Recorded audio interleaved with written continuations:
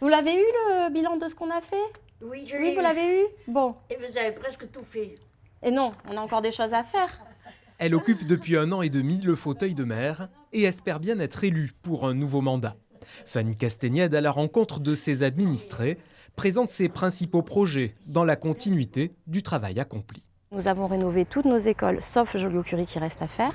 Et puis, dans le deuxième gros chantier, c'est ici, c'est la résidence autonomie du Cantou. Il y a besoin de faire de la rénovation énergétique et un peu de réaménagement aussi à l'intérieur. Des travaux pour allier performance énergétique et amélioration du cadre de vie. Une attention portée aussi à l'espace public, comme sur cette aire récemment aménagée et que la maire candidate entend multiplier. L'idée, c'est de faire, alors pas évidemment cette dimension-là, mais de faire des petites structures comme ça dans les différents espaces que nous avons, par exemple à l'espace Marcel Guénard à Attur.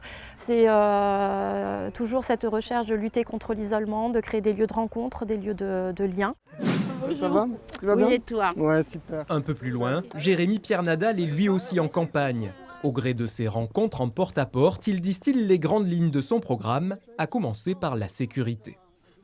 Évidemment, Boulazac n'est pas une commune soumise à de la grande délinquance, mais elle est quand même soumise à des incivilités. Nous pensons qu'il faut apporter une réponse claire, qui soit organisée par le doublement des effectifs de police municipale et la mise en place ciblée de caméras de protection surveillance.